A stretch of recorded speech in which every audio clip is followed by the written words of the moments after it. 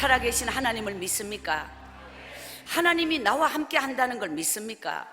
사실 우리의 믿음이 말이죠, 실제적이지 못하고 나의 삶 속에서 경험되어지지 못하면 신앙은 관념적으로 바뀌는 거예요.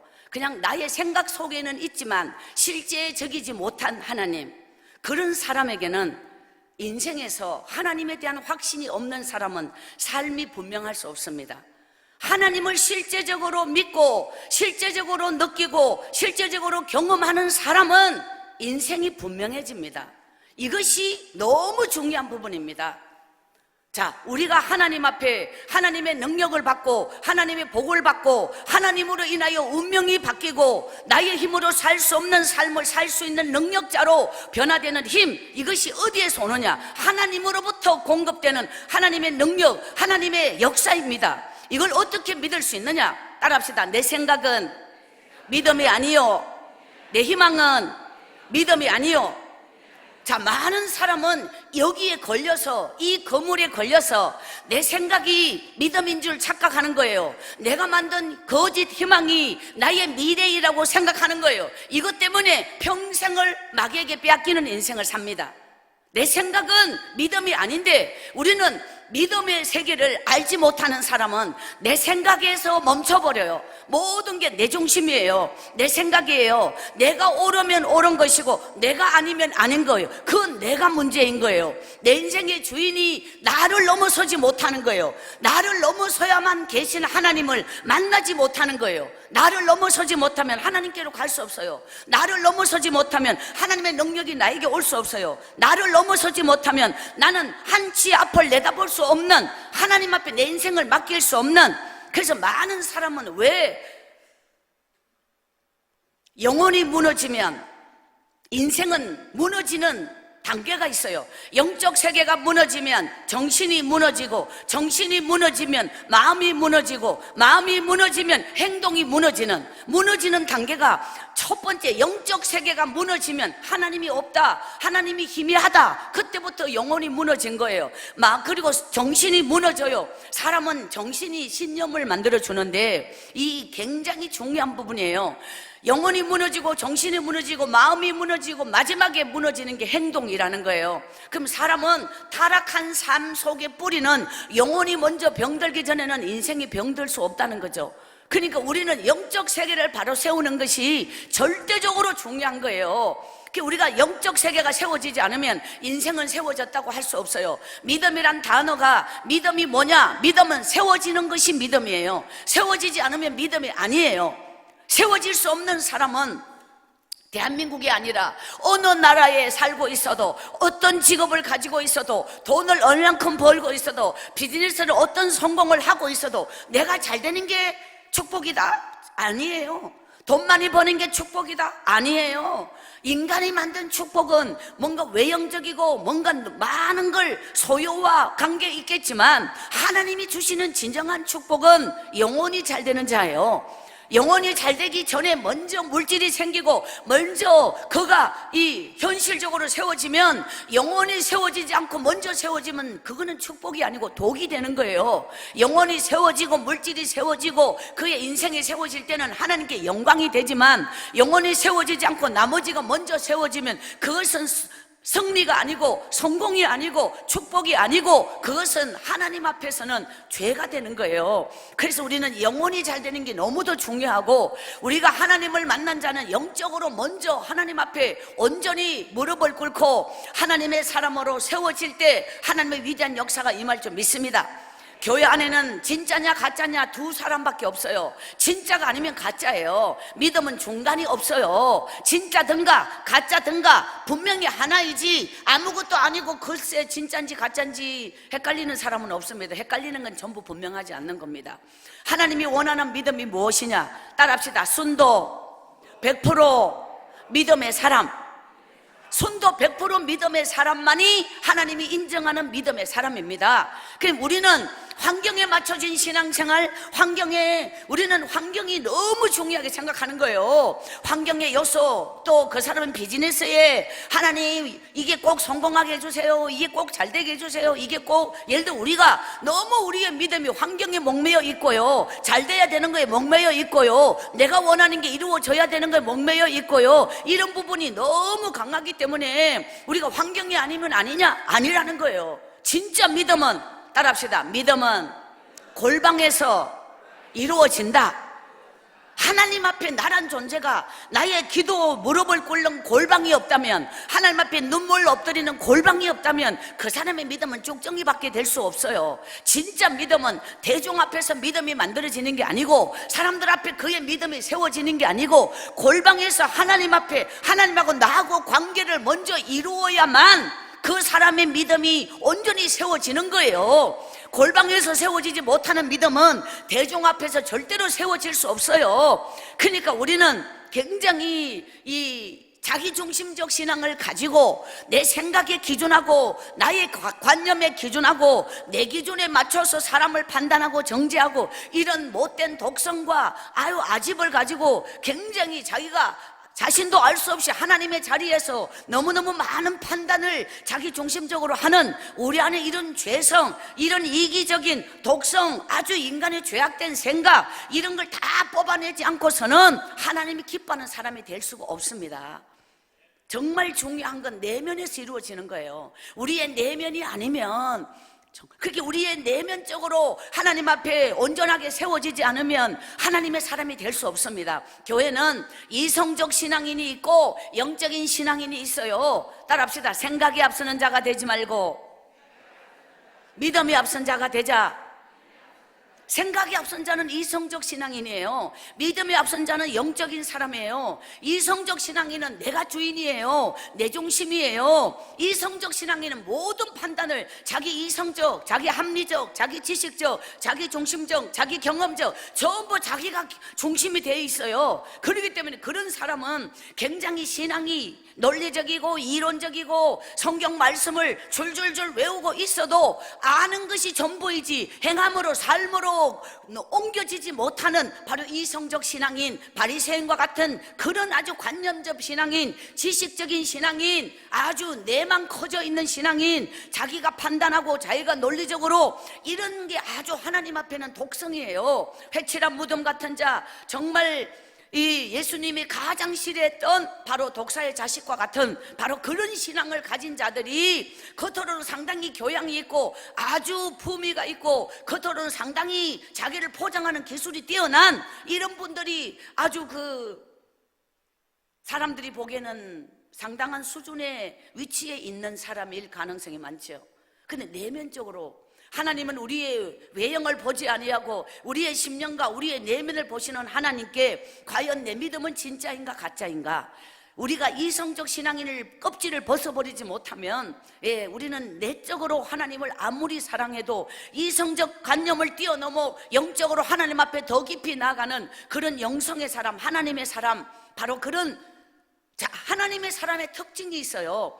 성령님이 내 안에 임하면 무너지는 게 있어요. 그게 뭐냐? 내 생각이 무너진다는 거예요. 나의 허구가 무너지고 내 안에 내가 가지고 있는 이 거대한 털이 산산조각이 나면서 쏟아지는 게 무엇이냐? 자, 내 안에 성령이 임하였는지 임하지 않았는지 어떻게 알 수 있나요? 라는 질문에 어거스틴이 대답하기를, 따라합시다. 성령과 회개는 함께 간다. 성령님이 내게 임한 자에게 특징은 회개형이 임하는 거예요. 사람은 자기를 볼 수 있는 이 능력, 그것은 바로 성령의 능력만이 자기를 볼 수 있어요. 우리 인간은 기본으로 상대를 보는 거예요. 남을 보는 거예요. 언제나 우리는 다 밖을 보게 돼 있잖아요. 이 신체가 언제나 남을 보게 돼 있고 자신은 볼 수 없어요. 우리가 기도 시간이 길어야 되는 이유, 기도를 온전히 하나님께 드려야 되는 이유, 기도 시간은 눈을 감고 기도하기 때문에 밖을 보는 걸 차단함으로 눈을 감고 나의 내면을, 나의 이 정말 내 속에 추악하고 정말 교만하고 더러운 나의 죄성을 하나님 앞에서 온전히 자신을 보는 눈. 그래서 우리는 기도 시간이, 따라합시다, 기도는 깊게, 기도는 길게, 여기서 영성이 만들어지는 거예요. 영적인 깊이가 기도 시간에 만들어지는 거예요. 그래서 기도는 깊게, 기도는 길게, 이게 하나님의 시간표인 거예요. 하나님 앞에 우리가 기도하지 못한다면 하늘에 있는 하나님과 땅에 있는 나란 존재가 연결할 수 있는 고리가 전혀 없습니다. 그것은 바로 하나님 앞에 기도할 때 하나님이 하늘에 계신 하나님과 땅에 있는 나란 존재가 연결되는 길, 하나님의 능력이 내게 임하는 길, 하나님의 축복이 나에게 쏟아부어 주시는 바로 그 길, 하나님께서 나에게 온전히 내 심령 가운데 임하여 주시는 그 길이 오직 기도의 길을 통하여 하나님은 나에게 임재해 주시는 거예요. 그래서 사람은 기도의 골방이 없이는 하나님을 만날 수 없는 거예요. 기도의 골방에서 모든 사람이 아니라 오직 하나님 앞에, 사람은 혼자의 시간이 중요하고 혼자의 시간을 많이 가지고 혼자의 시간에 하나님 앞에 엎드리는 시간, 사람은 혼자 있을 때 정직해지고요, 혼자 있을 때 진실해지고요, 이 혼자 있을 때 영혼이 이 다른 사람 앞에서는 위선을 떨어요. 그러나 하나님과 나와 1대1 그 속에 정직의 옷을 입고 깊은 눈물을 흘리며 하나님 앞에 두 눈알이 쏙 빠지도록 밤을 새워 울어본 적이 있다 없다. 거기에서 영적인 세계에 진입했느냐 진입하지 못했느냐, 이게 판가름 나는 거예요. 우리는 하나님 앞에 두 눈알이 쏙 빠지도록 밤을 새워 내 죄 때문에, 바위만한 죄 때문에 이런 돌덩어리, 정말 이 자갈 같은 많은 돌이 큰 것부터 뽑아내면 또 나중에는 모래 같은 죄, 먼지 같은 죄까지도 다 하나님 앞에서 나를 투영하여 볼 수 있는 그런 영적인 눈을 가진 사람, 오늘 여러분이 그런 믿음의 사람이 되길 원합니다. 예, 하나님 앞에 나란 존재가 내 영혼이 정말 뒤집어서 하나님 앞에 투명하게 나의 영혼이 하나님 앞에 보일 때에 얼마나 하나님 앞에 순악질적인 죄성을 가진 그런 존재인지, 우리는 사람 앞에는 자기를 포장하여도 하나님 앞에는 자기를 덮을 수 없나니, 우리가 하나님 앞에 늘 하나님의 눈이 나를 유리알처럼 맑게 내 심령을 보고 계신다는 이런 믿음의 눈으로 하나님 앞에 회개하는 심령으로 하나님 앞에 엎드리며 교회를 오며 늘 기도의 자리에 여러분이 영원히 붙어 있길 원합니다. 따라합시다. 믿음은 하나님의 눈으로 나를 보는 것. 자, 하나님의 눈으로 나를 보지 않으면 내의 믿음은 보이지 않는 거예요. 기준이 나의 생각으로 나의 믿음이 기준이 아니에요. 하나님의 눈으로 나를 볼 때 그게 영적인 기준이에요. 그래서 믿음은 하나님의 눈. 오늘 여러분의 심령에, 여러분의 영적 상태, 이 심령, 내 생각이 굳어지면 말이에요, 하나님의 말씀이 내 속에 들어오지 않아요.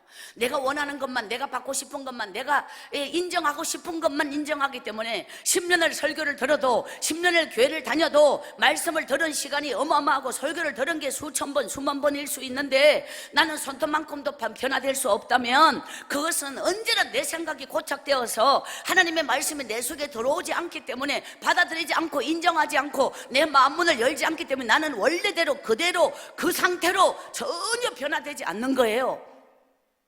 따라합시다. 믿음은 변하다. 변화가 없다면 믿음이 아닌 거예요. 믿음이 내 안에 진짜로 오면 나는 변하지 않을 수가 없어요.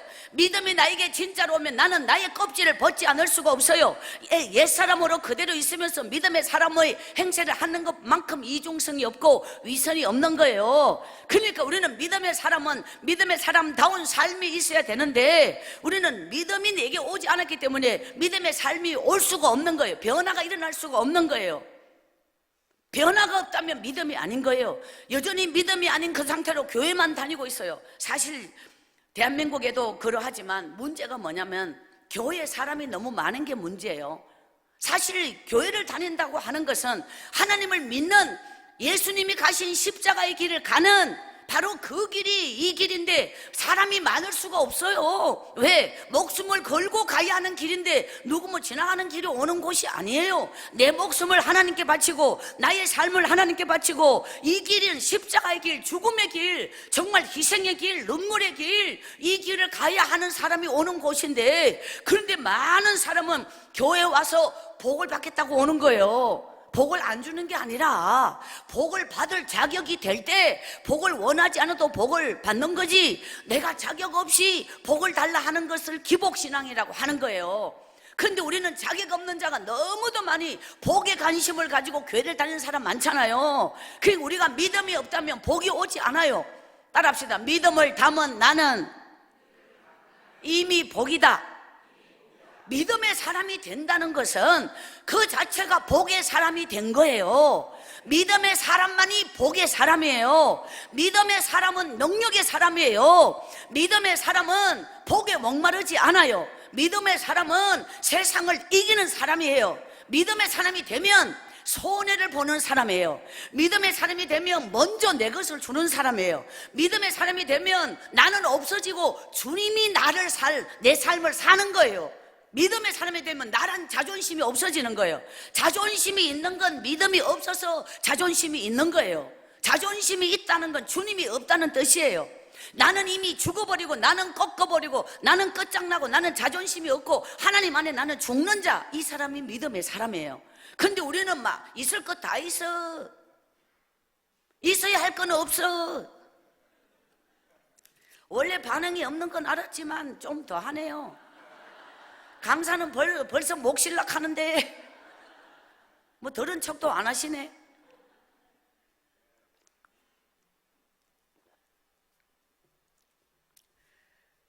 심령이 강박하면 하나님의 시간표가 먼 거예요. 굴러. 계속 굴러. 하나님이 우리를 깨게 하는 작업이 굴리는 거예요.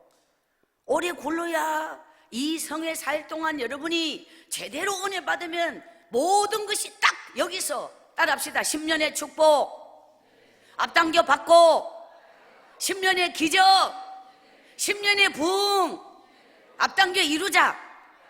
할렐루야. 이 성회는 하나님이 허락하신 성회예요. 여러분이 구경하지 말고 재지 말고 심령을 여세요.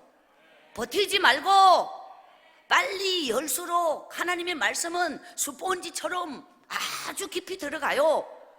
그냥 아주 이렇게 하나님의 은혜로 이 미국 땅의 집회를 여러 번 이렇게 와 보았지만 많은 사람이 굉장히 안타까운 인생을 살아요. 너무너무 다 보이는데 자기만 몰라.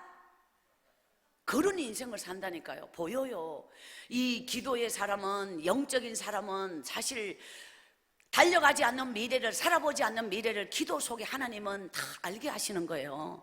그러니까 살고 난 뒤에, 지나가고 난 뒤에 가슴을 치지 말고 영적으로 깊어지면 또한 이 영적으로 기도하는 사람의 이 메시지는 여러분의 가슴에 살아보지 않는 날에 하나님이 주시는, 먼저 주시는 하나님의 음성으로 받기 바랍니다. 여러분, 내 생각을 붙잡고 사는 사람처럼 머리 썩은 사람이 없어요. 인간은 자기 속에 선한 것이 나올 수 없어요. 인간은 자기 속에 아무것도 없어요. 그냥 뭐 오만 폼 다 잡아도 소용없어요. 인간은 껍데기고 허수아비예요. 불어버리면 꺾어지고 날아가 버려요. 근데 우리는 뭐 스스로가 대단하다고 착각하지 말고 하나님 앞에 납작하게 엎드리면 엎드릴수록 하나님의 역사와 능력이 위대할 줄 믿습니다. 예, 우리 인생이 스스로가 이렇게 세월이 흘러가는 것은 내가 닫고 있어서 그래요. 내 심령을 닫고 있어서 그래요. 하나님께 오픈하지 못해서, 하나님께 다가가지 못해서, 하나님께 엎드리지 못해서, 하나님께 기도하지 못해서, 하나님께 내 전부를 하나님 앞에 내어놓고 살려달라고 여러분 목숨 걸고 기도해 본 적 있나요? 뭘 해봤다고 뭐 안 되니 뭐 어쩌니. 우리는 너무도 많이 낙심하고 낙담하고 이미 문을 닫고 이미 끝났다고 스스로가 포기하고 이런 사람 굉장히 많잖아요. 대한민국 자살률이 얼마나 높아요. 그럼 뭘 해봤다고. 하나님께 목숨 걸고 기도해보지 않은 사람은 아무것도 안 한 건데. 인간은 버틸 수 있으면 자기 힘으로 살려고 그래요. 마지막에 하나님의 힘을 빌려요. 그런데 여러분, 하나님은 이 영적인 세계를 어떻게 우리가 느낄 수 있느냐. 하나님을 아는 건 영적 세계를 아는 거예요.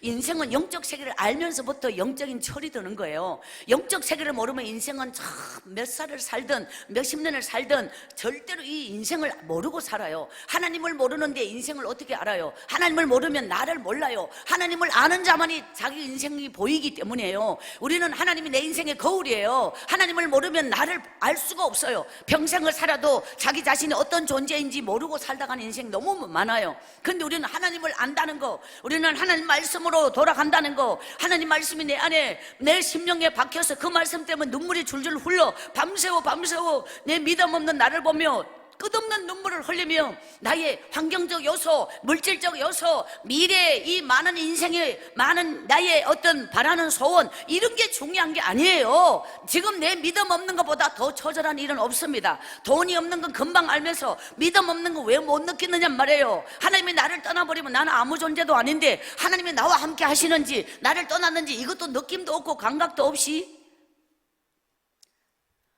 숨 쉬는 시간이에요.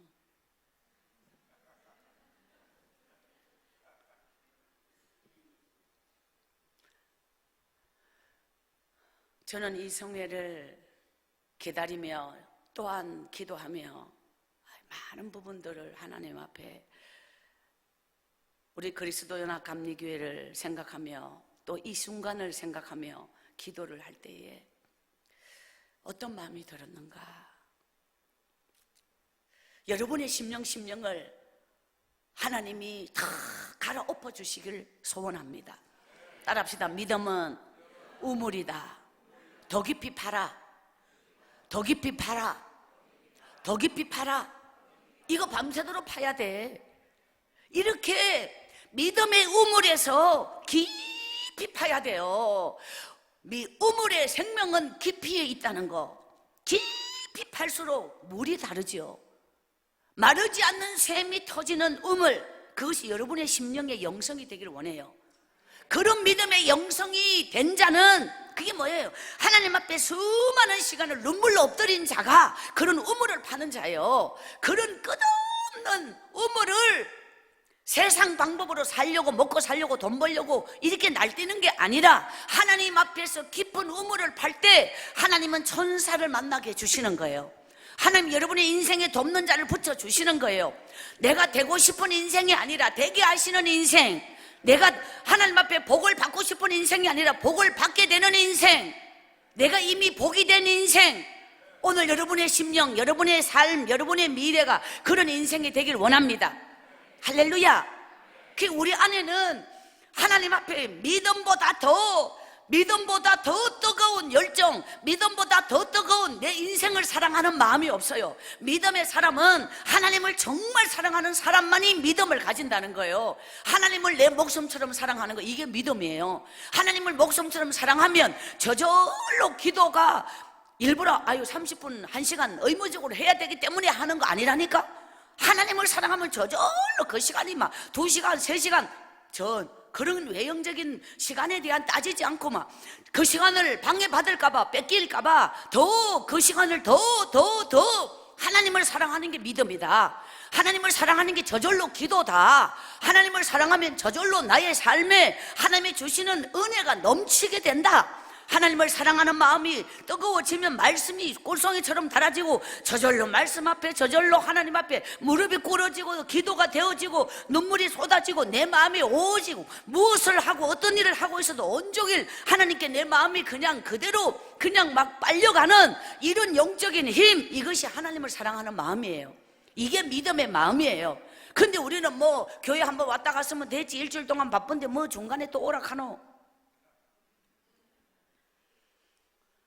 그러니까 이런 우리의 껍질적인 이론적인 이 겉만 그리스도인이라고 하는 나의 이 끝없는 참 이런 껍데기 자화상을 다 벗겨내고 정말 순수하고 깨끗하고 아름다운 영적인 심령으로 이 성회 하나님을 온전히 사랑하며 하나님께 온전히 나아가는 우리 영적인 믿음이 되기를 소원합니다. 하나님께서 허락하신 이 시간만은 온종일 다른 일로 바쁘더라도 마지막 이 저녁 시간에 하나님 앞에 온전히 이 예배를 승리하며 이 마음을 온전히 하나님을 사랑하는 마음으로 올려드리며 이 예배를 하나님이 왜 허락하셨는지 하나님의 마음을 알기 위하여, 하나님의 뜻을 알기 위하여 이 성회만은 온전히 승리하여 하나님께 올려드리길 원합니다. 아멘. 그런 믿음의 순종자가 되기를 원합니다. 여러분, 저는 운명적으로 말하면 저주받은 운명, 세상 기준으로 말하면 저는 이미 비천하다 못해서 상상할 수 없는 과거를 가진 사람이에요. 그러니까 부모로부터 물려받은 저주와 운명적 저주라고 해요. 사람은 운명이란 단어를 어디에 쓰느냐면 내 힘으로 불가항력적, 태어날 때부터 그랬고 어린 시절 성장 환경이 그랬고 그는 나의 뜻도 아니고 나의 원도 아니고 그냥 하나님의 뜻이었고 운명적으로 타고난 이런 부분이 전하고, 저 같은 인생은 아주, 여러분 유학 온 분도 미국에 많이 있겠지만 저는 대한민국에서 국민학교를 못 나왔을 뿐만 아니라 글씨를, 한글을 학교에서 띈 게 아니고 하나님을 만나고 성경책을 밤새워 눈물로 성경책을 쓰면서 글씨를 띈 사람이에요. 그리 하나님이 제 글씨 띄게 해주신 거죠. 저는 대한민국의 문교부 혜택을 받은 게 없고 태어나긴 했지만 학교를 정상으로 다닌 사람이 아니에요. 저희 아버지가 50이 돼서 저희 엄마는 후초로 와서 30대 후반에 저를 낳았어요. 오빠 둘 놓고 저를 낳았어요. 그런데 저희 아버지는, 제가 태어난 곳이 경북 포항 구룡포, 지도 보면 영일만 꼬리에서 태어났는데 우리 아버지는 본래부터 배 탔어요. 그 영일만 꼬리에서 오빠 둘이 태어나고 제가 이제 태어나고, 근데 우리 아버지 50이 돼서 제가 태어났는데 우리 아버지는 배를 타고 엄마는 선착장에 하루하루 일당 이렇게 일을 하면서 아주 처절하게 살고 있었어요. 근데 우리 아버지가 제가 6살 때 배를 타고 나가서 불나서 25명 선원 중에 24명이 죽었고 우리 아버지만 살아서 왔어요. 그것이 불행 중 다행이 아니고 다행 중 불행이었다. 우리 아버지가 죽어야 되는데 살아서 와서 그때부터 우리 가정은 어마어마하게 죽음 같은 날들이 기다리고 있어요. 이유는 뭐냐? 우리 아버지가 정신 이상자예요. 저희 아버지가 정신 이상자이다가 알코올 중독자이다가 이제 어쩌정 저희 엄마와 아버지가 나이 차이가 많이 나고 엄마는 너무너무 인물이 곱고 부잣집에 시집 가서 남편이 보름 만에 일본 징용으로 가서 10년이 넘도록 돌아오지 않아서 우리 엄마는 이제 팔자를 바꾸신 분이고 우리 아버지는 전처에 3남매가 있고 전처는 돌아가시고 후처로 몇 년 동안 우리 아버지는 혼자서 셋을 키우면서 아주 부모로부터 물려받은 재산을 다 노름으로 탕진하고 또한 노름빚이 태산같이 쌓였을 때 목매서 죽으려고 살 길이 없어서 그때 우리 엄마가 후초로 아버지에게 이제 먼 집안의 어떤 그 소개로 엄마가 후초로 가게 된 거예요. 저희 엄마는 부잣집에서 종을 두고 살았는 그 집에서 10년을 우리 엄마는 이제 과부도 아니고 아닌 것도 아니고 남편이 일본 징용 가서 10년 넘도록 오지 않았어요. 자식을 낳아본 적이 없어요. 키워본 적이 없어요. 그렇게 살다가 시어머니가 돌아가셨어요. 그때 우리 엄마가 또 3년이 지나가요. 시아버지가 호랩이고 며느리가 오래전부터 과부도 아니고 아닌 것도 아니고 이럴 때 이제 엄마는 참 설상가상 살 수가 없는 마음의 낭떠러지에 서서 운명의 기로에서 죽음을 생각할 때에 이제 팔자를 바꾸는 길로 선택하는 거예요.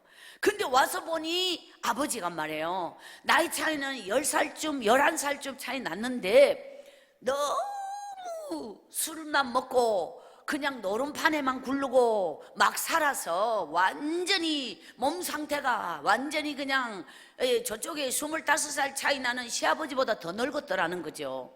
그런 상태인 아버지에게 와서 또 자식을 낳아본 적도 없는데 셋을 거다야 되잖아요. 나무 자식을. 그러면서 엄마가 그냥 때거리도 없이 눈물겨운 이 팔자를 바꾼 제2의 삶을 살 때 6.25 전쟁 1950년 6.25 전쟁이 터지고 이제 피난을 가게 되는 거예요. 그러니까 아버지와 엄마와 3남매. 그리고 그 피난이 맨날 며칠을 구룡포는 동해안 땅끝 마을이라고 끝에 가면 돌아서 다시 올라와야 되는 거예요. 거기에서 머물면서 바깥에 한 대에서 포장지 깔고를 6개월을 생활하는 거예요. 애들 눕히고 이제 잡부로 일하면서 그렇게 이제 방이 없는 데서 그래가지고 이제 돌 2개 솥 걸고 이제 막 생선 대가리 창자 이렇게 소금 사다가 넣어가지고 끓여서 애들 고기 물 먹이고 6개월을 그 바닥에서 지내다가 제일 꼭대기 집으로 올라가서 방 달세를 내면서 이제 제일 꼭대기, 그게 길이 어렵게 올라갈수록 방세가 싸단 말이에요. 길도 거의 없는데 올라가서 이제 거기서 오빠 둘이 태어나고 막내로 제가 태어나서 우리 3남매는 그 산꼭대기 집에서 태어난 거예요.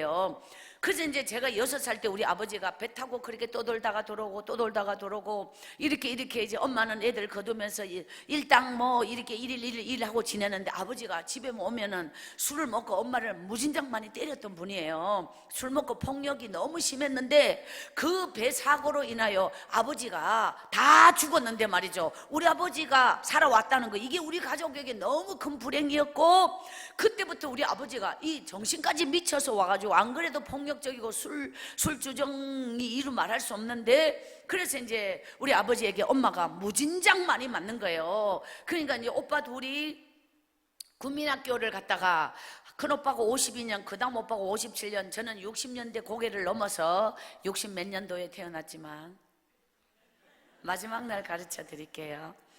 그런데 오빠하고 저하고는 나이 터울이 굉장히 많이 져요. 큰 오빠는 10몇 살이 나고 작은 오빠하고도 많이 지는데, 뭐 자식을 놓으려고 놓는 게 아니라 이자 먹고 사는데, 옛날 어른들은 그냥 이자 먹고 살다 보면 몇 년이 지났는데 그냥 뭐 또 자식이 하나 생기고, 그게 뭐 못 놓는 게 더 힘들잖아요. 왜 돈 들어야 되고 놓는 건 더 쉬워. 그럼 생기면 또 놓으면 되고. 옛날엔 놓는 게 쉬워서 촌에서 많이 났잖아요. 근데 우리 엄마가 3남매를 낳았어요. 그래서 제가 이제 그 중에 이제 막둥이로 태어났는데, 그 아버지가 살아서 온 그때로부터 우리 아버지가 술을 먹고 소주 대병을 하루에 2병 3병, 대병이 어마어마한 거예요. 그걸 갖다 이 식사보다 술로 사는 사람이에요. 완전히 술에 귀신 들렸어요. 그래가지고 우리 아버지 그 술을 먹으면, 정상적인 사람도 그 정도 술 먹으면 미쳐가지고 폭력적이잖아요. 근데 우리 아버지가 원래 뱃사람의 곤조라고, 원래 폭력적인 게 너무너무 거칠고, 여자는 사흘도록 두드러펴야 되고 여자는 먼지 나도록 두드러펴야 되고, 이런 사고를 가진 분인데 그렇게 정신까지 돌아가지고 술을 그렇게 먹으니까 막 저희 엄마가 굉장히 그 곱고 아리따운 분이고, 참 이게 누가 봐도 참 아깝다고 그래요, 저희 엄마가. 근데 굉장히 순종적이고, 남편은 하늘이라는 마음으로 그 남편을 굉장히 받들고 이렇게 살았는데, 이제 오빠 둘이가 국민학교 4학년, 또 그 앞에 오빠는 또 제가 어릴 때 10몇 살 차이 나다 보니까 다 좀에 학교 다니다가 그냥 그 철공소로 가버리고 양복방으로 가버리고, 옛날에 이제 그 가가 일해주면 밥 얻어 먹고 학교를 끝까지 마친 게 아무도 없는 거예요. 그래서 이제 제가 늦게 이제 학교 들어갔는데 아버지가 매일매일 술을 먹고 엄마를 때리는 거예요. 그러니까 엄마가 맞아서, 저희 엄마는 말이에요, 머리를 갖다가, 아버지가 전현이 우리 엄마 이름이거든요. 이게 보편적이에요. 하루에도 수백 번 수천 번을 우리 엄마를 이제 잡더리를 하는데, 머리를 잡고서 이렇게 머리를 끌고 머리채를 갖다가 이래가지고 이 마당을, 그냥 얼굴을 갖다가 이 머리를 잡고 있죠. 얼굴에 마당에 못 떼버려요. 그러니까 껍데기 다 벗겨지고 막 피가 막 마당에 막 얼굴을 뺏겨가지고 막 돌이 끌려가지고 있죠. 베기어가지고, 이 정도로 우리 아버지가 아주 잔인하고 막. 근데 제가 어릴 때 이제 영적 세계를 모를 때는 몰랐는데, 귀신 들린 사람 말이에요. 악령이 씌인 사람.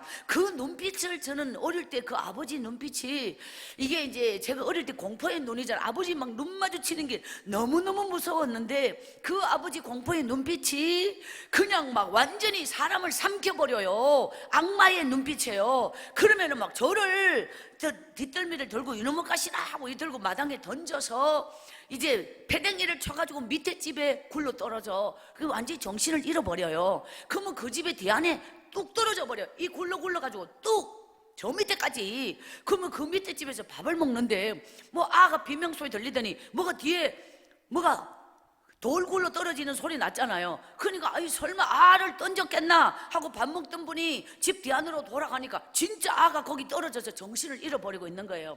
그 집에서 이제 아니 얘가 뭔 불쌍한 이 애가 뭔 죄가 있나 하면서 이제 저를 들라가 뜨신 데서 깨나게 해가 그 이튿날에 그리고 이렇게 3번을 그 밑에 집에서 저를 주워가지고 살려줬으니 그렇지 안 그러면 저는 뭐 진짜 어릴 때 왜 됐을지 몰라요. 그래서 이제 저희 엄마가 저는 어릴 때 말이에요. 엄마는 어찌 그래 아버지에게 이 머리를 다 뜯겼어요. 그 앞에 머리가 없어. 그 흰 수건을 이래가지고 저보가 딜이 꼽잖아요. 엄마가 항상 수건 쓰고 있었어요. 그럼 이 수건이 뭔가 근데 아버지가 이 수건을 갖다가 인연이 그러면서 확 잡아 떼면서 막 때리거든요. 그러면 엄마가 이제 머리가 없어요. 그래서 엄마는 머리카락 한 개를 굉장히 귀하게 여겼어요. 그 머리카락을 그게 생으로 뜯겨가지고 아버지에게 잡혔다 그러면 이거를 뜯어버리기 전에는 놓질 않는 거예요. 저희 아버지가 그렇게 이 악령이 씌어서 귀신이 쓰여서 제사를 1년에 13번을 지내고 이런 아주 정말 이랬던 집안에 엄마가 여기 와서 그 부잣집에 어느 고래 제일 천석군 집에 시집을 가서 남편이 없다 보니까 먹고 사는 건 걱정 없는데 늘 외로워서 참 이렇게 이제 요즘 말하면 우울증 환자였는지 긴지 아닌지는 모르나 너무너무 이 말벗도 없고 말할 사람도 거기다 시어머니마저 돌아가셔버리니까 시아버지의 눈총 아래서 하루하루가 숨막히듯이 사는 게 그래서 어느 날 시아버지 주무실 때 동네 아줌매가 자기에게 얘기해준 아무개 그래 팔자 바꿔라 네가 그렇게 사는 거 보니 너무 안 됐다 이래서 엄마가 그 좋은 말만 듣고 그냥 물어 전혀 모르는 사람에게 간 거예요. 가서 보니 아버지는 이미 폐인이 되어서 인생이 끝난 걸 갖다가 노름빛이 태산이라서 평생 갚을 수도 없고 애 셋이 완전히 천덕꾸러기 이미 인생이 끝장내는 상태에 꽃봉오리 같은 젊은 새내기가 왔단 말이에요. 아버지 입장에서. 그러니까 6.25가 아니면은 우리 아버지는 빚 때문에 못 살았을 건데 6.25 때문에 우리 아버지는 살았어요. 왜냐면 피난 가고 안 갚아도 되도록 6.25가 살렸다 뭐 이렇게. 그러니까 다 가버리는데 뭐 거기 있는 사람이 있어야지. 그래서 이제 엉뚱한 데서 저 바닷가에서 제2의 삶을 엄마와 시작하는 거잖아요. 거기서 저희 3남매가 태어났고 전처의 자식을 거기서 키워줬고 이래서 이제 결국은 저희 엄마가 아버지에게 지게 짝대기로 맞아서 갈비뼈가 부러져서 엄마가 벤소에 그 부러진 갈비뼈가 이렇게 부어오르고 그 부엌에 바닥에 엄마가 나무에다가 불 떼면서 그 밥을 했어요. 연탄이 못 올라오는데요. 집 꼭대기가 너무 좁은 길로 꼭대기까지 연탄을 올릴 수가 없어요. 그 뒤에는 산이니까 엄마는 그 새댁이가 말해요. 옛날에 강목 치마라고 그 허리끈 매가지고 엎드려서 이렇게 나무를 비웠어요. 낫으로 엄마가 나무단을 이고 오고 저는 어릴 때 엄마를 쫄쫄 따라다니고 엄마는 나무집에 식모살이를 했어요. 그날에 일해주고 올 때는 식은 밥을 얻어왔어요. 저는 그 엄마가 일해준 집을 따라다니며 밥을 제가 먹었어요. 이래서 언제나 저는 엄마에게 그림자였어요. 그 엄마가 아버지에게 맞아서 3일을 깨나지 못하고 그렇게 엄마는 죽은 목숨이 됐어요. 이렇게 거품을 물고 발작하듯이 있잖아요. 몸을 이렇게 이래갖고 3일 동안을 엄마는 죽어버린 거예요. 그게 그 불 때는 부엌 아궁이 앞에서 아버지가 뛰어들어와서 지게 짝대기로 엄마를 내리쳐가지고 엄마가 거기서 막 피를 흘리고 입에 거품 물고 그렇게 때리면 우리 아버지가 엄마를 너무너무 상상할 수 없도록 때려서 엄마가 맞아가지고 기절하도록 때려가지고 마지막에는 쭉 뻗도록 만드는 거 있죠. 그러면 엄마가 한 3일을 못 깨나요. 그러면 짜무려져 버렸다고 해요. 엄마는 죽었는 줄 알았어요. 저는 그 엄마에게 매달려서 엄마 죽지 마, 엄마 죽지 마 울면서 엄마에게 매달렸어요. 이래가지고 3일 뒤에 되면 엄마가 그 참담한 얼굴에 죽은 얼굴이에요. 근데 엄마는 이제 눈을 뜨지 않았는데 내 울음소리를 들은 거예요. 근데 제가 지금도 기억나는 게 뭐냐면 표정이나 얼굴은 죽은 얼굴 그대로인데 제가 막 엄마 엄마 엄마 그 눈꼬리에 있잖아요, 눈물이 흘러요. 그 눈물을 보고 제가 엄마, 눈물은 산자만이 흘리는 거예요. 하나님 앞에서 우리 영적 세계가 말이에요, 아까 골방에서 하나님 앞에 눈물로 엎드리는 이 영성이라고 말씀드렸는데 그게 산자가 흘리는 눈물이에요. 영원히 산 자만이 하나님 앞에 눈물을 흘리고 영원히 죽은 자는 눈물이 없다는 거예요. 그 눈물이 축복이라는 거, 하나님 앞에 흘리는 눈물은 이보다 더 위대한 축복이 없어요. 이 성령의 은혜는, 성령의 능력은 눈물을 통해서 내 심령에 임하는 거예요. 그래서 우리는 하나님 앞에 끝없는 눈물로 내 가슴에서 하나님으로부터 받는 그런 성령의 능력, 은혜의 눈물이 여러분의 가슴에 있기를 원해요. 요한복음 11장 35절에 보면 따라합시다. 예수께서 눈물을 흘리시더라.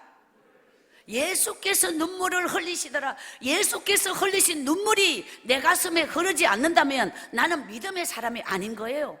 아주 이성적이고 강팍하고 자기중심적이고 계산적이고 논리적인 사람은 절대로 눈물 없습니다.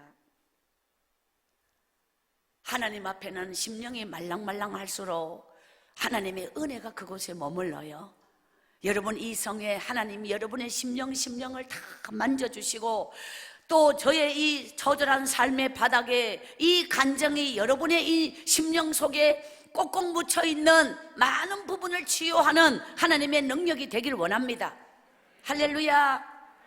저는 제가 10살 어느 날 말이에요, 우리 아버지가 낯을 들고 방으로 뛰어들어와서 엄마와 제가 공포에 떨고 쭈그리고 웅크리고 앉아있는데 인연이 하면서 아버지가 딱 낯을 내리치는 순간 엄마가, 저희 엄마는 성격이 내성적이고요, 말이 없어요.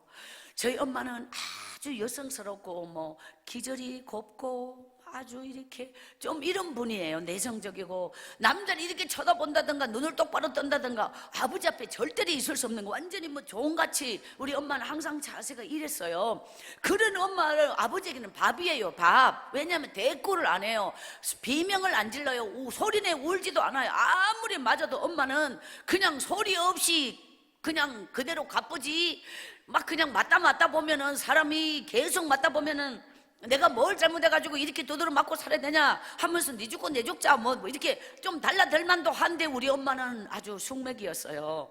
저는 그게 엄마가 너무 답답했어요, 어릴 때. 그래갖고 막 어떤 날은 엄마 아니라고 말해. 그러면 그게 뭔 말이냐면, 인연이 네가 동네 어떤 놈하고 무슨 짓을 했냐, 이게 어쩌증 1급이에요 우리 아버지가 이유 없이 그냥 이 동네 아저씨가 한 사람 특정인을 정해서 그렇게 말하면 그 특정인이 기분이 나빠서 우리 아버지를 막 그냥 가만히 안 놔둘 거 아니에요. 엄마는 알지도 못하는데 우리 아버지가 그러거든요. 근데 이 대상이 온 동네 사람으로 매일 바뀌어.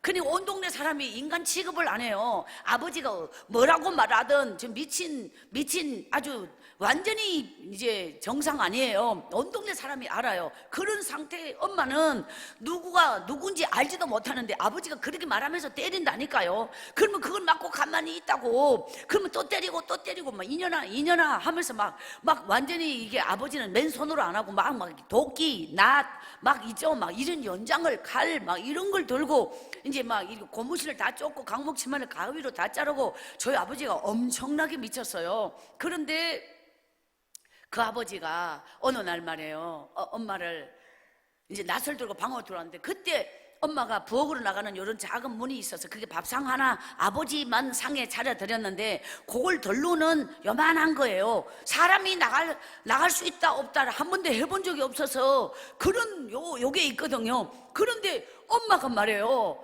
아주 말이 없는 분이 아버지 낯이 딱 꼽히는 순간에 탁 옆으로 해가지고 그 부엌으로 나가는 상, 조그마한 상, 글로 사람이 나갈 수 있는지 알지 못했던 그 문으로 부엌으로 엄마가 빠졌어요. 그러면 저를 땡겨가지고 엄마가 빠져나갔는데 제가 못 나갈 리가 있겠어요? 우리는 부뚜막으로 떨어진 거예요. 엄마가 먼저 떨어지고 제가 글로 떨어지고, 아버지는 신발 신고 이 문으로, 방문이 하나뿐인데 일로 들어오는데 일로 빠진 거죠. 그 길로 집 뒤안 이 산이에요. 그 맨발로 막 뛰었어요. 아버지가 뒤에서 낫을 들고 그대로 막 날아왔어요. 사람이 귀신 들린 사람 막 힘이 장사예요. 그렇게 날아가지고 막 2년이 뒤에 낫이 꼽혀요. 그 정도로 엄마 강척강 죽기 살기로 막 맨발로 뛰거든요. 막 완전히 뛴 거예요. 산을 2개 넘었어요. 그게 밤 11시, 12시. 근데 그 산 너머에가 2개를 산을 넘으면 뭐가 있느냐면 화장터가 있어요. 저는 그걸 몰랐어요. 화장터가 그 옛날 화장터인데 꼴뚜기 아주 높아요. 옛날 화장터는 불을 떼면 사람 태우는 냄새가 마을로 내려오지 말라고 위로 올라가라고 꼴뚜기를 높였는 거기를 이제 아버지를 따돌리고 그 밤을 말해요. 저는 평생 잊을 수 없는 기억을 거기서 지금 하고 있는 거예요. 뭐냐, 이제 내복바람으로 한겨울에 갔어요. 그러면은 이제 맨발로 뛰고 발바닥이 막 칼돌이고 나무 꼴대기 찔려가지고 막 피가 막 진물이 막 형편없잖아. 맨발로 막 뛰었고 아버지는 낯을 두고 따라왔으니까. 그런데 엄마가 저를 이렇게 안았어요. 그게 이렇게 왜 엄마 품에 안겼어요. 근데 엄마가 이렇게 안았는데 제 머리가 엄마 턱 밑에 쏙 들어갔어요. 그래서 이렇게 안았어요. 그런데 엄마가 말해요. 저는 어려서 엄마 인생을 알 리가 없잖아요. 그런데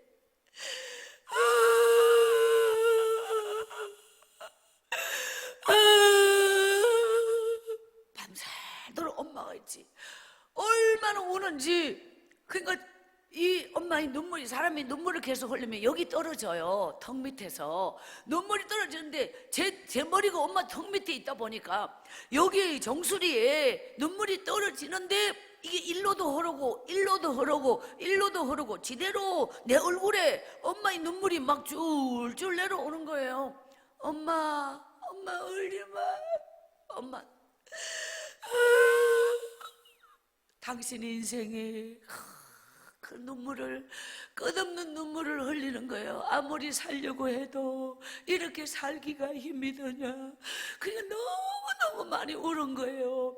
새벽에 저는 이제 발을 못 디뎌요. 도망갈 때 워낙 정신없이 막 밟아가지고 발바닥을 다 다쳐서 이러니까 엄마가 저를 날이 붐 새는데 거기서 저를 업었어요. 업고 그 산을 내려오는데 순애야 하면서 엄마가 저를 업고 내려왔어요. 그저 순애야.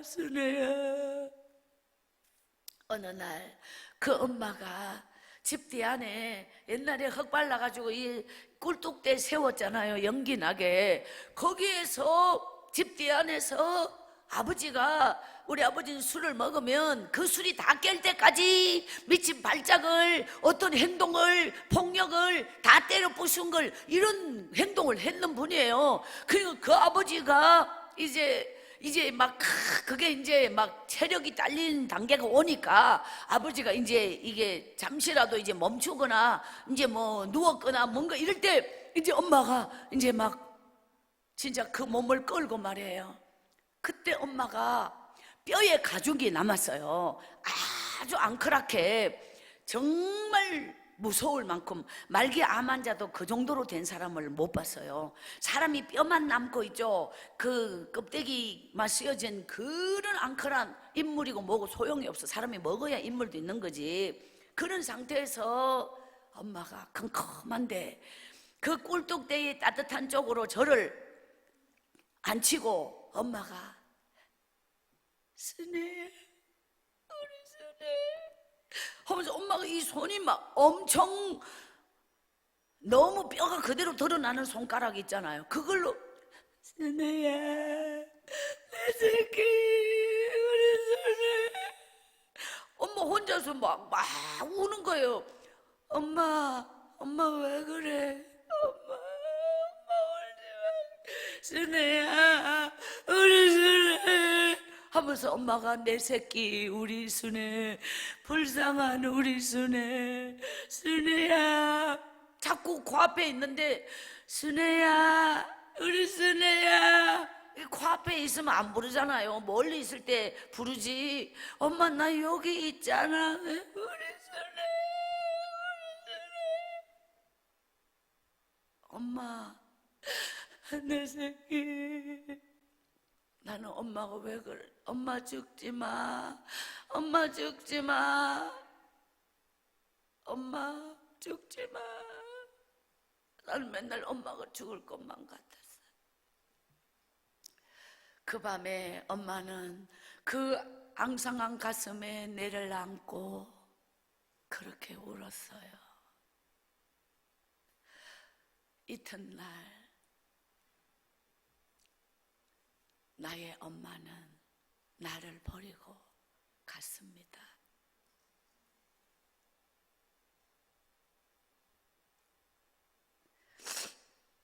제 나이 10살 때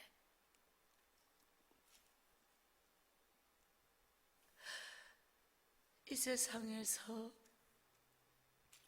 엄마의 눈물 외에는 기억나는 게 없었어요. 엄마가 나의 전부였는데 한 번도 그 엄마의 눈에 눈물 마르는 걸 본 적이 없었는데 나의 엄마는 그렇게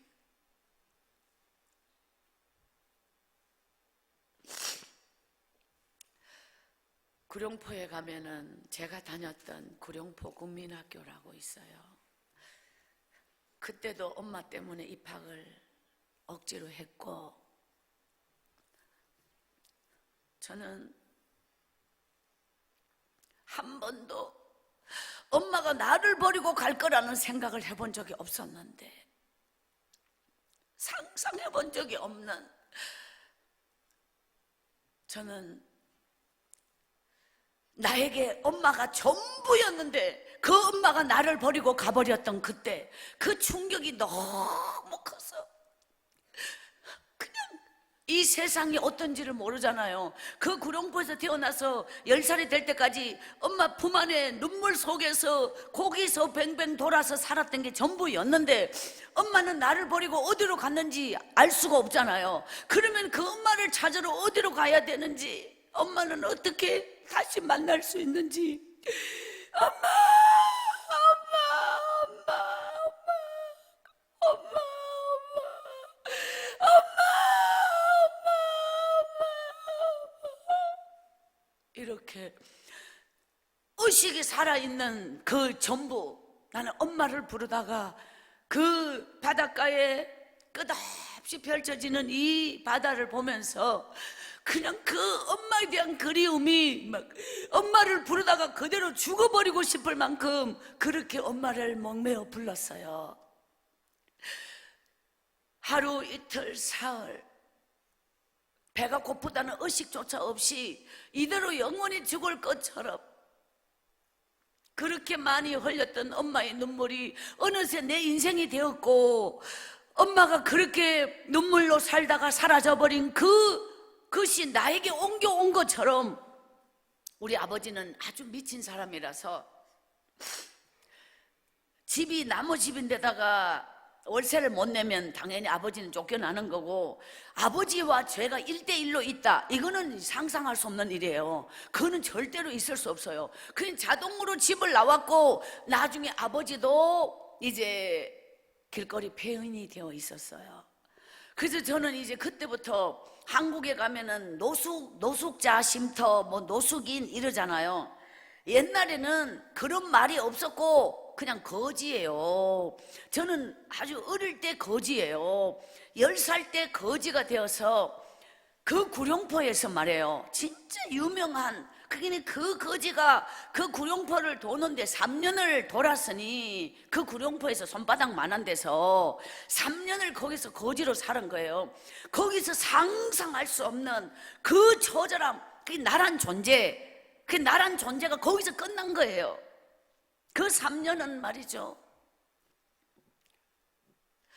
어느 날 사람이 살아온 인생길, 내가 걸어온 길은 그 시간표는 썩은 사과를 도려내듯이 싹 도려내버리고 싶어. 난 그렇게 산 적이 없는 걸로 지금 이렇게 됐는데, 나 그것이 있는 것이 내 인생에 너무너무 이거는 수치니까 이거는 하나님 없던 걸로 해주세요 라고 할 수 있는 건, 인간은 내가 걸어온 모든 길은 나야. 훗날에 그가 어떻게 되었든 관계없이 영원히 나라는 거예요. 그 거지가. 그때 거기서 나란 존재가 무너졌어. 나란 인생이 무너졌어. 나란 가치가 무너졌어. 한 여자로서 인생이 무너졌어. 모든 게 거기 다 끝나버려요. 거기서 그냥 내 인생은 끝나는 거예요. 저주받은 운명이. 이제 훗날에 가면 이제 더 저의 시간표가 땡겨졌을 때 깨닫게 된 게 뭐냐면, 인간의 기준으로는 저주받은 운명이지만 하나님의 눈으로 보면 말이에요, 나에게는 보편적 인생이 아니라 하나님의 특별한 계획에 의하여 이런 인생이 주어졌다라고 볼 수 있는 거예요. 하나님의 눈으로 보면. 그래서 더 많은 걸 남들이 가지 않는 길을 가게 하고 경험하지 않는 걸 경험하게 하고, 하나님이 나를 더 초대한 바닥에서 나란 존재를 특별한 하나님의 은혜로 훈련시키기 위하여 이런 삶에서 살아오게 만들었다라고 볼 수 있는 부분이지만, 어쨌든 세상 기준으로 봤을 때는 저는 저주받은 아다, 저는 아주 저주받은 인생이다. 거기에서 3년이 있지 1년요 엄청 길지요. 3년이 얼마나 길겠어요. 하루하루. 그 3년이 거기에서 첫째, 제가 병이 들어요. 온갖 구정물통을 다 건져 먹으면서 떠돌아다니다 보니까 몸이 병이 들어서 눈알까지 온 몸이 노랗게 병이 들고, 그리고 이제 어느 날 피를 토하는 거예요. 이게 요즘 병명으로 말하면 간경화가 그때 걸리는 거고, 폐병도 그때 걸리는 거고, 이렇게 이제 아주 거기서 이게 깊어지는 거예요. 그리고 배를 너무 많이 골아가지고 이 버짐이며 이렇게 이제 몸에 나타나는 현상이, 이렇게 걸음을 못 걷는 거예요. 이렇게 서지를 못해요.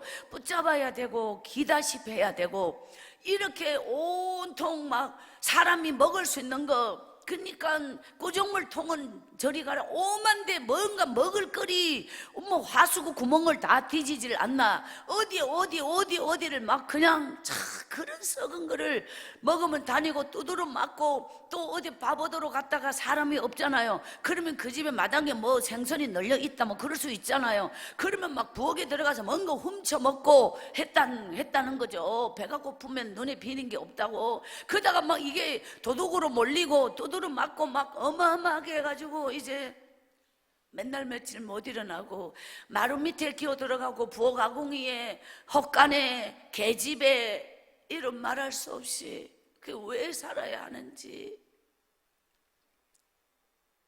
그러니까 이 인간으로서 정상적인 사람의 눈으로 볼 수 없고 봐주지 않고 그런 존재가 이미 다 끝난 거예요.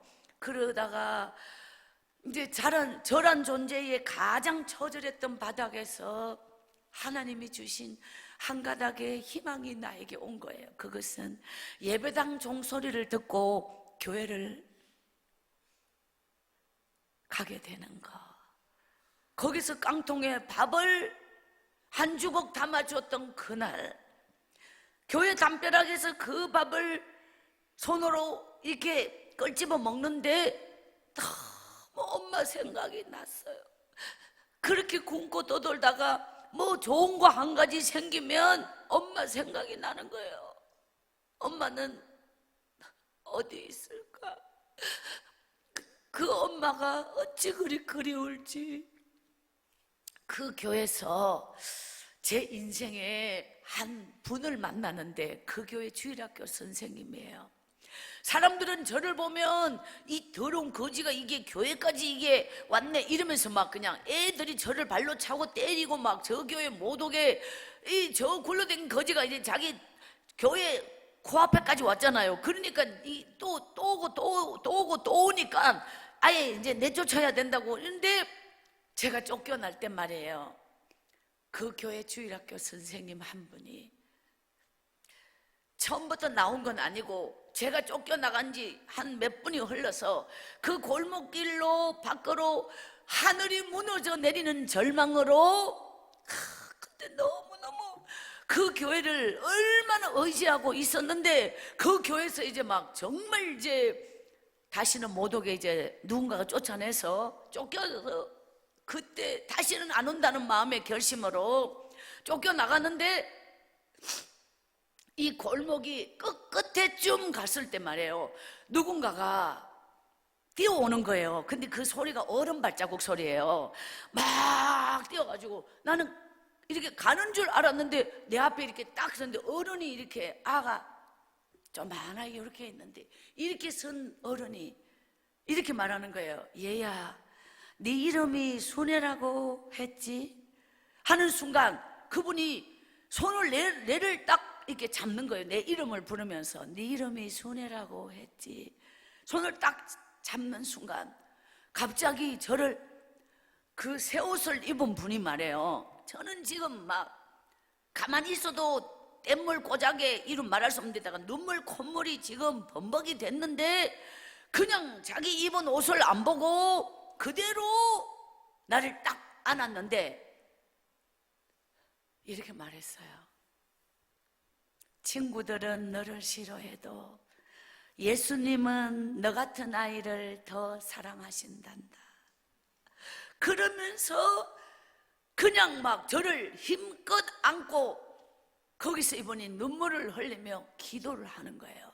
하나님, 이 아이를 버리지 마소서, 이 아이를 버리지 마소서, 이 아이를 불쌍히 여겨주소서, 이렇게 기도를 하시는데, 저도 모르게 엄마가 저를 버리고 간 뒤 처음 그 선생님에게 막 울며 매달리면서 막 엄마를 불렀어요.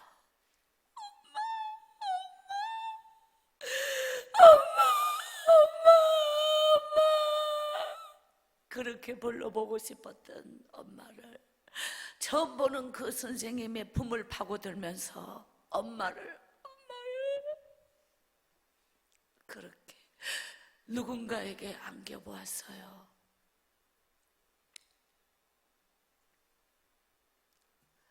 그렇게 하나님은 저를 버리지 않으셨고, 그 선생님은 옛날 신약전서 이렇게 새파란 성경책 작은 게 있었어요. 저에게 성경책을 주시면서, 그 선생님은 겨울이면 옛날에 코바늘로 독구리를 짜가지고 말해요, 저에게 입혀주셨고, 챔빗으로 머리를 감기고 빗물에다가, 옛날에 이 잡는다고 머리를 빗기면 이가 어마어마하게 많이 나오고, 그 선생님은 거지가 누릴 수 없는, 받을 수 없는 그 사랑을 한 영혼에게, 제 가슴에 그분은 영원히 잊을 수 없는,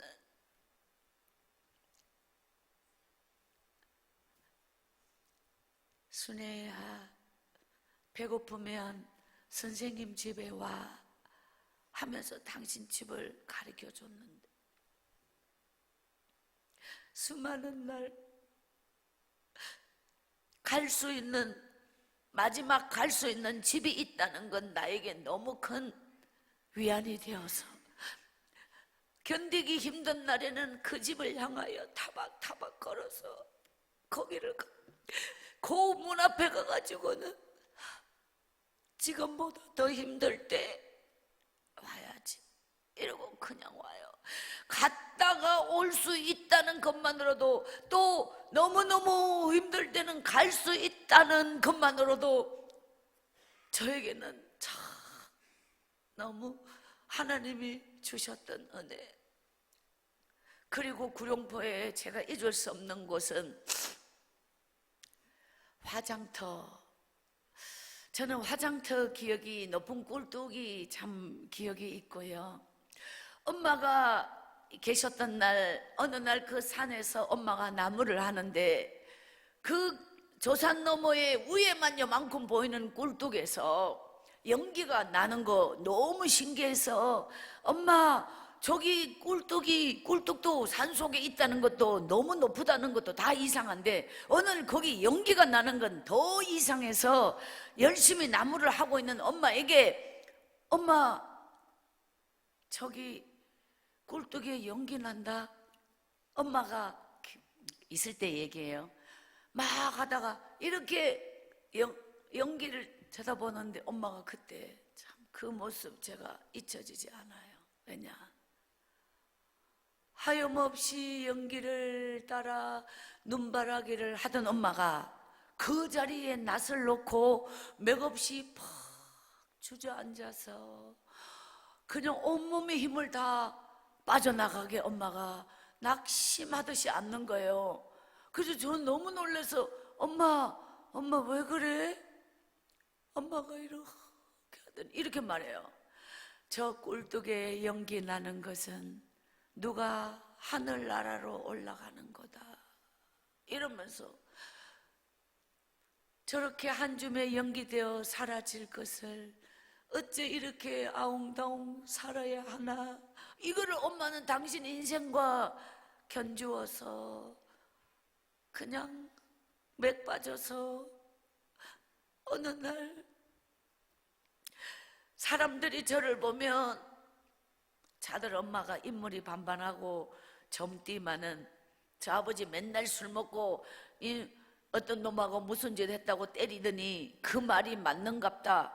저 어린 걸 버리고 가면 저 꼬라지가 될 거를 저 애미가 있다면 왜 애를 저렇게 버리고 가노? 분명히 어떤 놈 젊은 남자한테 팔자 바꾸지 않고서는 저 어린 걸 저렇게 버리고 갈 리가 없다 이러면서 사람들이 저를 보고 막 쑥덕쑥덕 그러면서 막 저 봐라 그럼 이러는 거예요.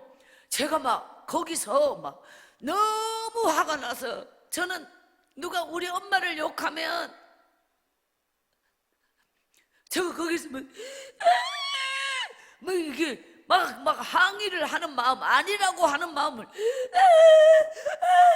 막 이렇게 막 하여튼 뭔가 막 괴물 같은 소리를 내면서 제가 막 이랬더니 그러니까 아니 저 가시는 저 봐라 저 엄마 욕한다고 저기 그러면서 어디서 뭐 이러더니 막 돌을 들고 있잖아요. 막 저한테 던지는 거예요. 돌을 들고 이놈 가시나 저리 안 가.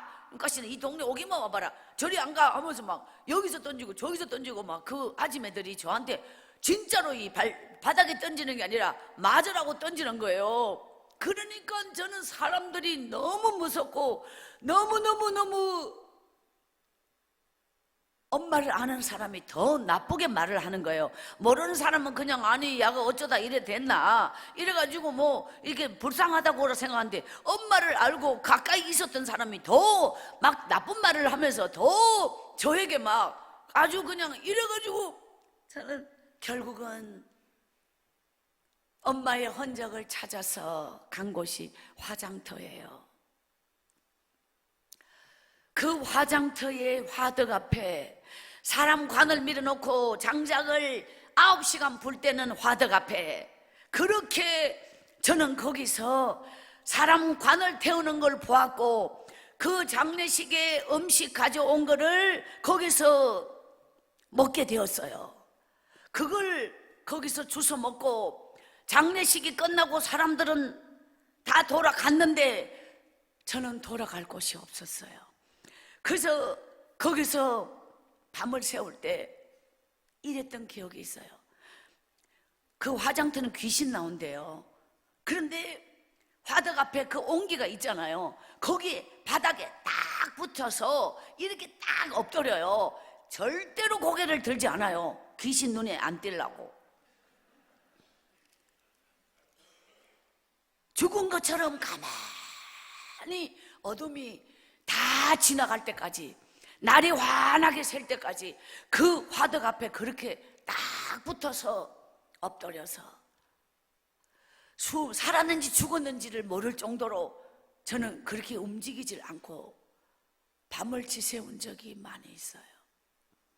한 가지 선생님이 저에게 주신 성경책을 꼭 안고 말해요. 하나님 소원이 있어요. 엄마 한 번만 보게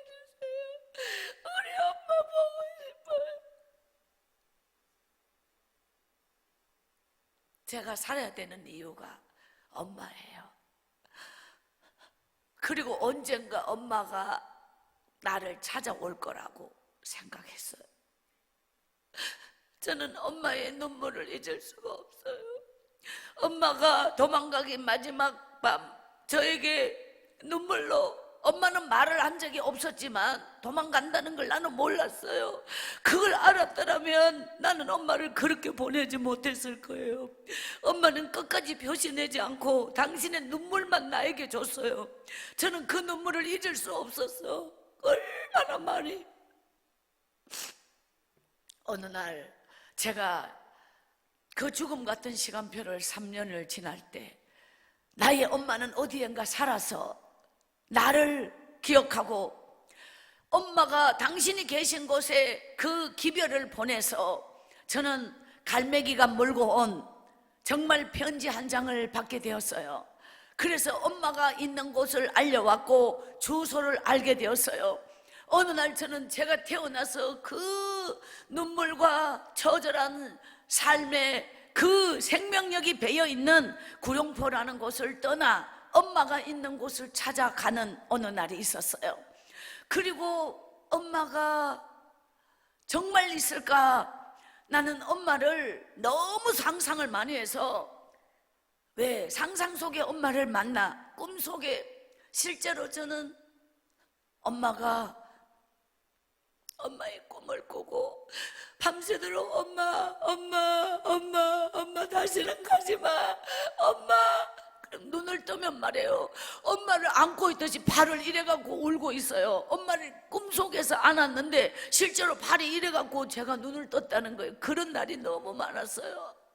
엄마 가지마, 엄마 다시는 가지마. 꿈속에서 엄마를 붙잡고 있어요.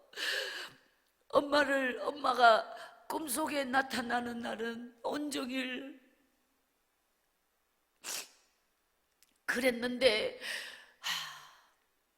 참 머나 먼 곳, 엄마가 있다는 곳을, 구룡포를 떠나서 그 어느 곳까지 가서 거기서 차를 타고 가서 거기서 내려서 걸어서 간 곳이 어마어마한 산속이었어요. 그때 엄마는 정말 밤 깊은, 우리로 말하면 12시나 되었을 깊은 산속에서 그 늦은 밤에 편지를 보냈기 때문에, 혹 언제 올지 모르잖아. 옛날에는 전화도 없던 시절이니까, 전기가 없는 곳이니까요. 그 집에는 불이 꺼지지 않았다는 거죠. 그 산속에 그 깊은 밤에도 불 켜져 있는 집을 찾아갔기 때문에, 그래서 거기서 엄마 이렇게 그냥 밑도 끝도 없이 엄마를 부른 거예요.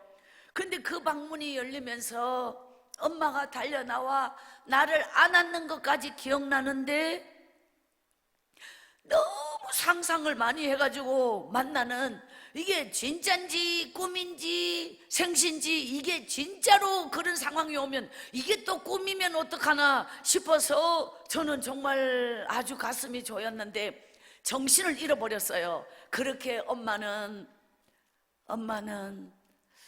꿈처럼 만났어요. 나의 엄마를. 엄마가 살아있는 것이 너무도 감사했어요. 엄마가 왜 도망을 갔느냐면, 나는 엄마를 만나면 꼭 물어볼 거야가 있었어요. 엄마 왜 내 안 될 것 같어? 엄마 왜 내 안 될 것 같어? 그걸 물었어요. 엄마 만나면 수천 번 수만 번 내 마음 가슴 속에 엄마 왜 내 안 될 것 같어? 순애야 미안하다. 내가 살러 왔으면 니로 데리고 갈걸. 내가 죽으러 왔다. 내가 죽으러 왔다.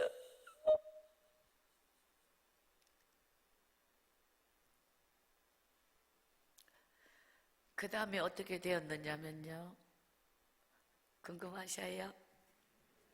엄마를 만난 다음에 어떻게 되었느냐면요, 엄마가 어느 집에 식모를 갔어요. 엄마가 식모 간 지 보름이 지나고 20날이 지났어요. 엄마가 갔는 곳에 나도 가고 싶었어요. 그 산속에 있을 때 보따리 장사 아줌마가 왔어요. 순애야, 니 내 따라가자. 너 엄마한테 데리고 가마. 우리 엄마 있는데 아세요? 그래, 내가 안다. 예, 우리 엄마한테 나 데려다 주세요. 엄마가 식모 사는 집으로 갔어요. 먼데 갔어요. 그래서 엄마가 부잣집에 식모 살고 있었어요. 엄마, 내 시키는 거 다 할게. 엄마 옆에 있게 해줘. 어느 날 엄마가, 주인 아줌마가 딴 데 보내라. 엄마가, 순애야,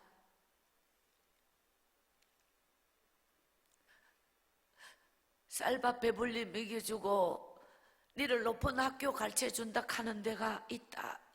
네가 그 집에 가면 쌀밥 배불리 먹고 니를 높은 학교도 가르쳐준단다. 거기 가라.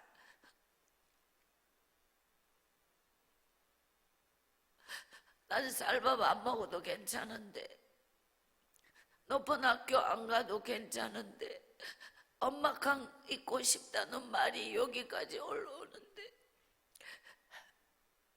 이미 엄마가 내 때문에 주인 아줌마에게 눈치를 보고 내가 있는 게 엄마까지도 못 있게 될까봐 엄마 갈게.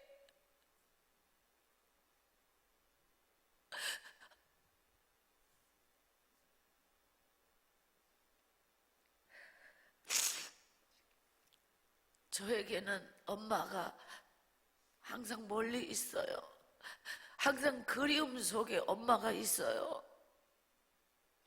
엄마 옆에 가면 엄마는 저만치 도망가고. 그래서 식모를 갔는데 그 집에서 처음 가는 날 주인 아줌마가 저보고 네 입 딱 벌리 봐라. 예, 예. 아,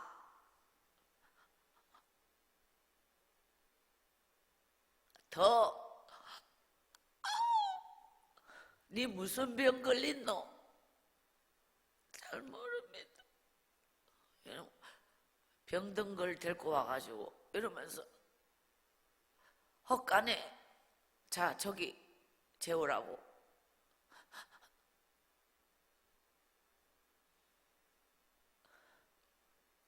음식하는데 얼씬되지 못하게 하고 이러면서 병들 있다고. 그때부터 저는 소주 끓이고 저 강가에 가서 빨래 빨아오고 온 허드렛 일에서부터 밭일 막 저 일꾼들 일하는데 이제 이고 가고 심부름하고 술 사가고 막 이제 이렇게 바깥으로 이제 일을 하는데 소죽을 새벽 4시에 소죽을 끓여야 돼요. 저녁 때 소죽을 끓이고 이렇게. 근데 그 집에 저보다 1살 많은 주인집 딸이 흰 카라하고 까만 교복을 입고 머리 예쁘게 하고 학교를 딱 갔다 오는데 언젠간 나도 저렇게 이쁜 교복 입고 학교를 가고 싶었던 그 꿈속에 상상 속에 선애가 되고 싶은 모습이 그 주인집 딸이 딱 온단 말이에요.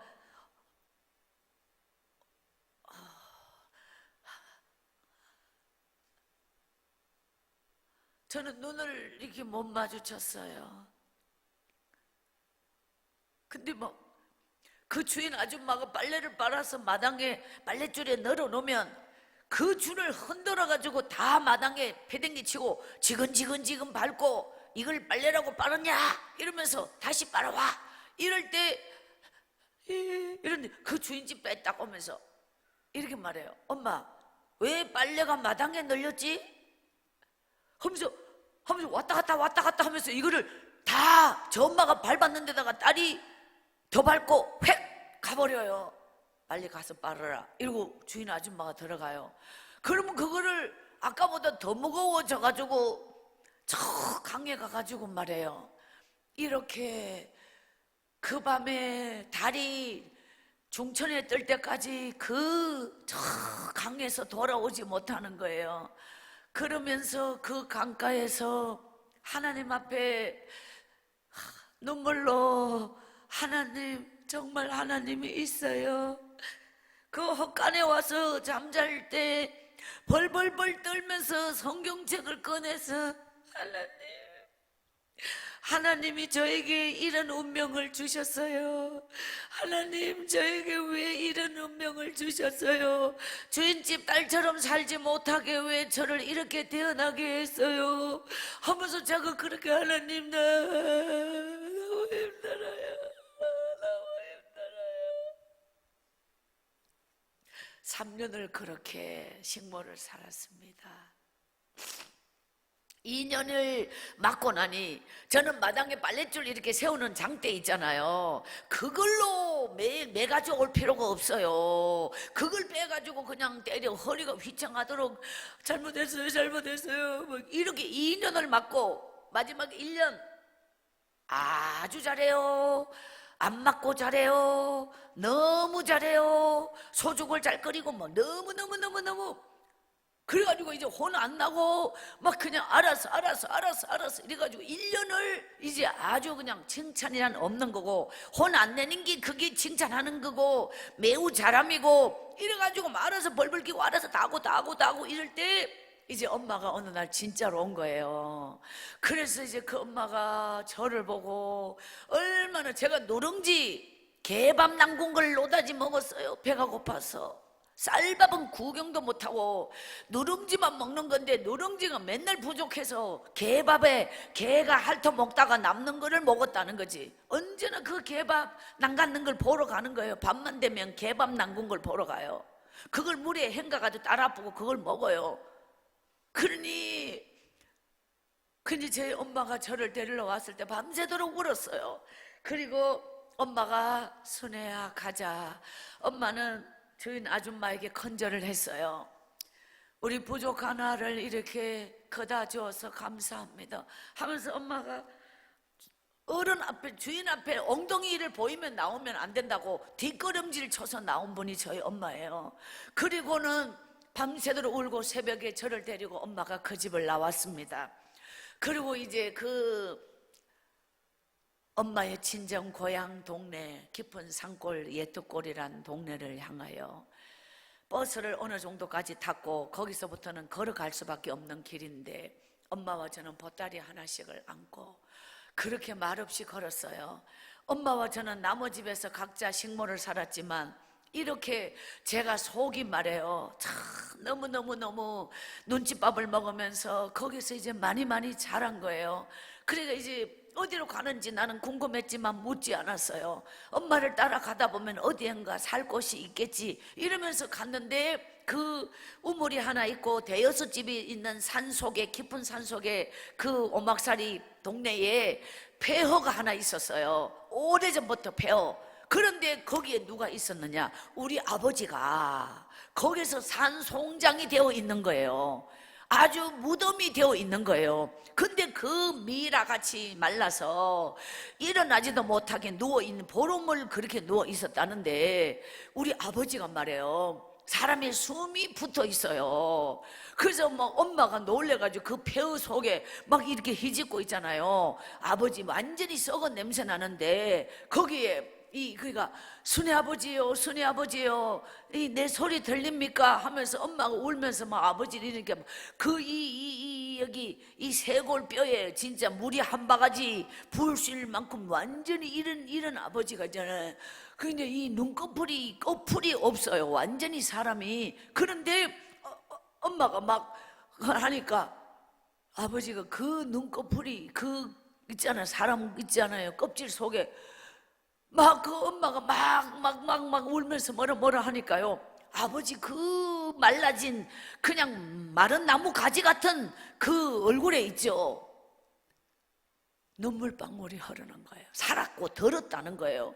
막 그래서 엄마가 막 그냥 동네 나보고 막 가서 어디 좀 꼬우너라 그래가지고 막 쌀을 갈아가지고 물 부어가지고 막 미음 있잖아요. 맹물보다는 좀 그래도 곱기가 있게 이래가지고 막 물 떠넣고 막 이래가지고 아버지를 살렸어요. 그래 한 보름 뒤에 아버지가 이제 정상적으로 이렇게 앉아가지고 이렇게 눈을 뜨고 이렇게 이 정도로 이렇게 나는데 그냥 막 이제 이 의사소통이 되니까 내가 죽어도 당신 앞에서 죽고 싶어서 지금까지 기다렸다.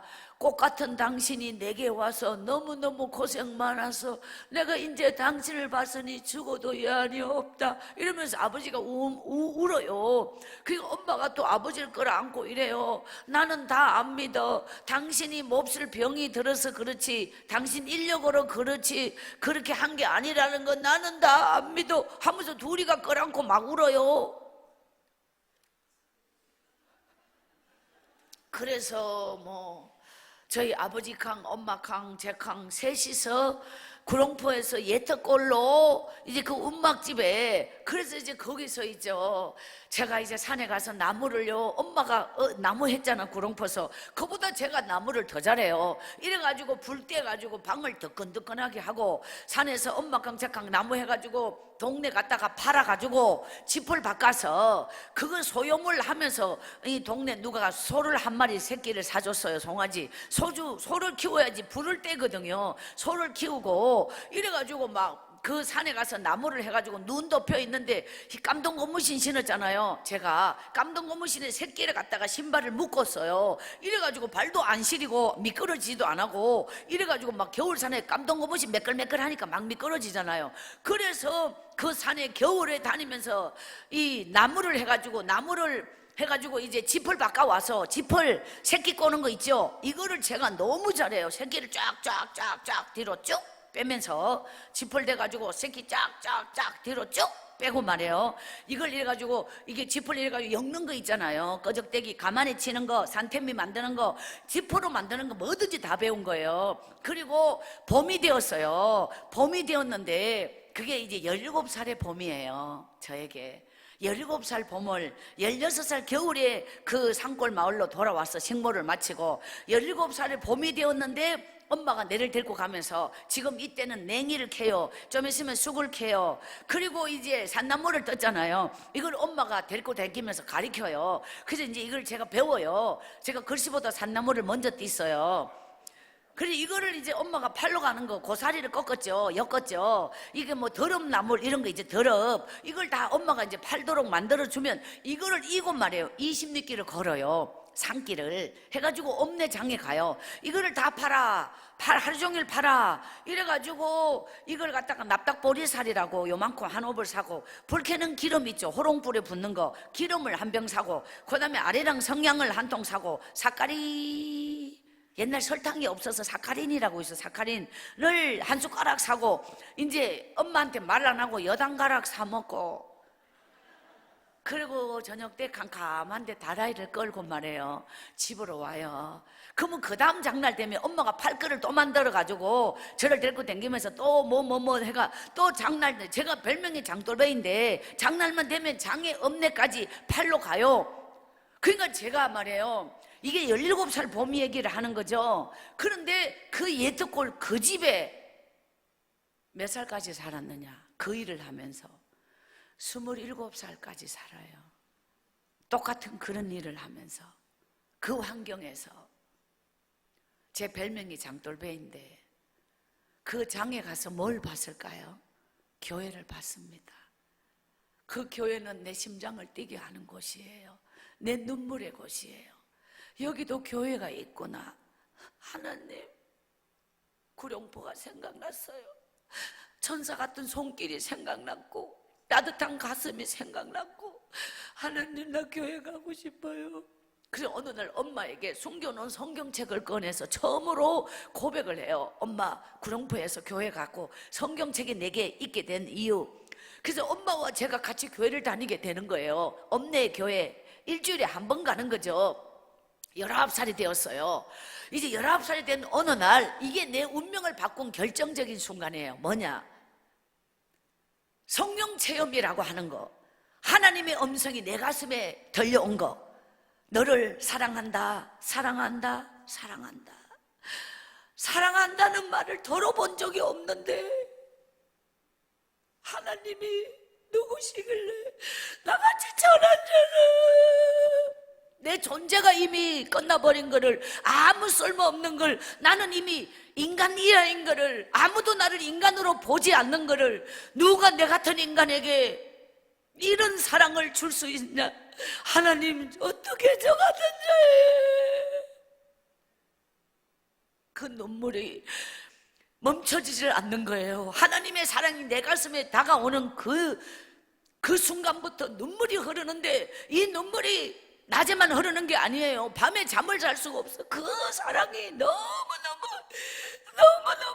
견딜 수 없도록 그 눈물의 강을 이루는데, 이 가슴에 시커먼 거 있잖아요. 그 억눌리고 짓밟히고 인간 이하의 사람들에게 막 존재가 끝나버린 그 짓밟힘, 인간 이하의 취급, 그 끝없는 내 안에 무너져버린, 끝나버린 존재, 이것을 하나님의 사랑으로 살려내는데, 내 존재를 살아나게 만드는데 막 그 사랑이 한 보름을 하나님 앞에 심장이 떨리는 그 막 눈물을 주체할 수 없도록, 하나님 나 같은 자를 어떻게 저에게 이런 은혜를 주세요, 이런 눈물을 흘리고 나니까 똑같은 그 예토골에서 하늘이 달라 보이고 그 산도 달라 보이고 막 그냥 너무너무 막, 그때부터 막 완전히 사람이 있잖아, 이 속에 막 완전히 사람이 막, 하나님의 은혜가 너무 커서 하나님 감사합니다, 하나님. 그때부터 성경을 쓰게 된 거예요. 성경을 썼는데 19살에 시작해서 성경을 썼는 거를 23살, 제가 23살에 성경을 처음부터 끝까지 쓰게 되었고, 성경을 처음부터 끝까지 썼을 때 글씨를 다 띄다는 걸 알게 된 거예요. 진짜 놀랍죠? 저는 글씨를 다 알아요. 장날에 자가면 간판을 소리내서 읽었어요. 옆에 사람이 지나가면 더 크게 읽어. 흥농종묘사 이런 거, 절물점 이런 거 어려운 글씨잖아요. 띄는 입장에서 어쨌든 막 사람이 지나가면 큰 소리로 글씨 읽고 이래가지고 글씨를 띄다는 걸 다 훑고, 책을, 저는 성경책을, 그러니까 보세요, 교육을 받은 게 없어요. 부모로부터 배운 게 없어요. 그런데 유일하게 하나님의 말씀이 내 가슴에 그대로 받아들여지고 그대로 믿어지고, 하나님의 말씀이 내 속에 살아서 들어오면서 막 존재가 세워지고 내 영혼이 세워지고, 그때부터 내 안에 막 하나님이 주시는 생명의 말씀이 나를 살리고 내 영혼을 살리고 삶을 살리고, 그 처절한 환경은 똑같은데 달라진 건 나라는 거예요.